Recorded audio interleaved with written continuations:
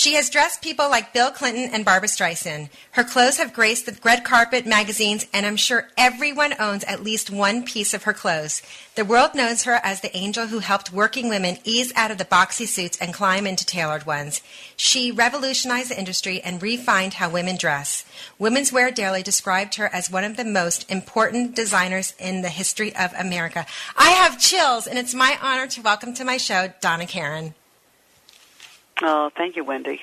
I'm in awe of you. I truly am, because I remember when I first got my job for Geraldo Rivera in New York City, and I walked on Madison Avenue, and I walked into your store, and I could buy a piece of your clothing. Not that it was so expensive, or it was what I wanted to do. I remember that so vividly and being so proud to wear DKNY. Thank you. I was going to ask you, was it the DKNY store or the Donna Karan store? I was in both. Okay. But I mean, I remember that, and then when it came up in your book, and I was like, oh my gosh, this is like a thrill for me. Oh, thank you. I hope you enjoyed reading it. I really did, and I didn't know that you wanted to be a stay-at-home mom. Absolutely. So tell us how That's not how the universe had it planned for me, though. I gathered that from your book. I gathered that you definitely believe in fate and things happen for a reason. Mm-hmm.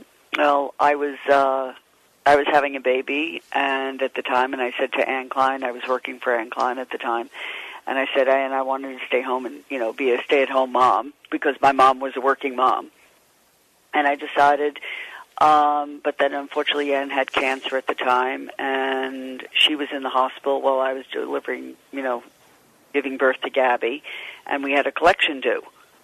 So everybody had to come to my house, I thought they were coming to see the baby, but instead we found out that Anne just died that day, and a collection was due the next day.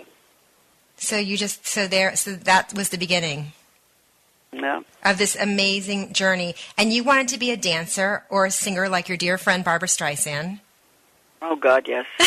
That's before I met Barbara. But I said, and then I realized there was no way I could be another Barbara. There can no longer ever be another Barbara. Speaking of Barbara, she wrote the foreword in your beautiful book. It's called My Journey, and I encourage everyone to read it because you will not be able to put it down. And I chuckled at this, and Barbara wrote this about you. She is the most scattered, disorganized human being you'll ever meet. Her attention is fleeting, and she's always changing her mind. She can't remember anything, including your plans you made with her. Chaos is her middle name, so I'm constantly astonished by all she accomplishes. The fabulous clothes, and she goes on and on. I go, that's so funny. That's you. Mm-hmm. That's me. And that's probably... there's two sides of me. The person who is at work is right on, and I don't, tether from side to side. And then where's the freedom? I want my freedom. And in 1985, you introduced the world to your game-changing 7 Easy Pieces fashion collection. When that was coming about, did you realize that it was going to change fashion completely? Not at all. I needed some clothes for me and my friends. I realized there was nothing really out there. There were either suits that women were wearing, or they were wearing cocktail clothes, and there was nothing in between. And then DKNY came about because Gabby was in your closet, which I found funny and fitting. Gabby and all her friends were stealing all my clothes, and I realized, oh, my God, I need more clothes. That's right. So that came about. So what was it like when you stepped down as the chief designer of Donna Karan International? I think it was very difficult. It is very difficult because I'm going through that process right now. But I know that I couldn't do it all. And I found myself being bifurcated between Donna Karan, DKNY, and Urban Zen. And Urban Zen, being my baby, needed a little bit more of my time. And Urban Zen is a brand and foundation for which you're promoting health care, education, and so much more. And it's kind of... and culture, but it's also philanthropy and commerce, because I do a collection called Urban Zen. So there's the clothing aspect of it, there's the furniture, there's the all the product that I design in Haiti. I love that part of this was part of your journey, and it was leading you to this Urban Zen I found in reading your book. Finding the calm in the chaos is how you put it. Yeah, I did. Finding the calm in the chaos. I think my life should be called Urban Chaos, not Urban Zen. I like the Urban Zen. I like them both. And I love how your book... I know, book... it sounds very good. It does, it does. Sounds great. I love how your book talked about your journey growing up in the suburbs, your collections, fashion trends, motherhood, chats with the Dalai Lama. It goes really through, we really learn about your life, and a side of you I don't think a lot of us knew through your book. Mm-hmm. What do you think's been your biggest accomplishment to date? Being a mother. I would say the same for me, too.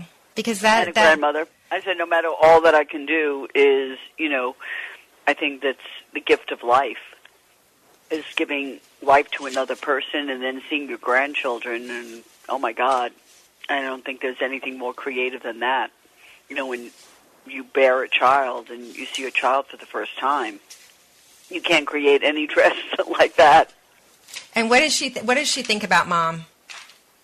We're very, very close. And she looks like me, number one. I think you see that in the book. Yes, yes. Oh, I love by the way, I love all the photos. I just adore them. And all my grandchildren. Yeah, they were very particular about what pictures of them I put in the book. I can understand that. I can understand it. Well, the book is really a wonderful story, and I have to say the one part that really got me is Chapter 10, Act 2.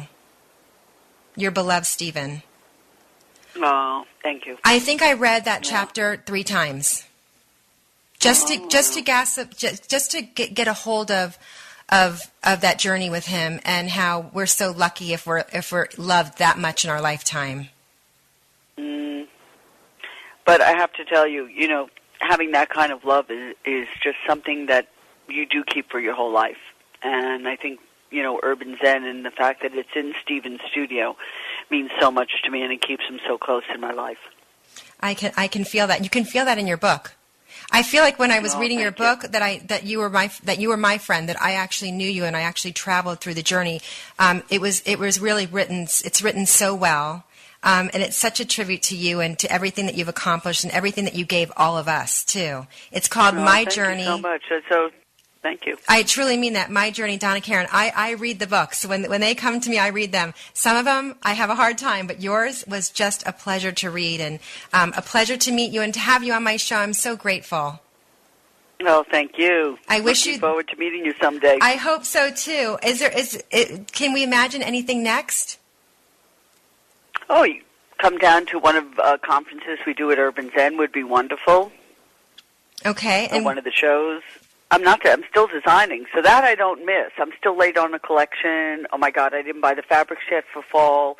So I do all that with Urban Zen. I was just doing 3 collections, and that was a bit much for me. It was time to slow down. Doing Donna Karan, Urban Zen, and DKNY. If you could look back, would there be anything that you would change? I'd love to be able to say stop without being afraid that I won't be able to start back up again. And I know that one of your dreams is to be back on a motorcycle. Is that still one of them? I want to do a motorcycle diary. A motorcycle diary? Traveling around the world on a motorcycle and working with artisans all over the world. Well, we look forward to seeing everything that you do. Thank you for this beautiful book. Again, it's called My Journey. Donna Karan, is my privilege. Thank you. Oh, thank you very much. It's a pleasure speaking to you, Wendy. Thanks, Donna.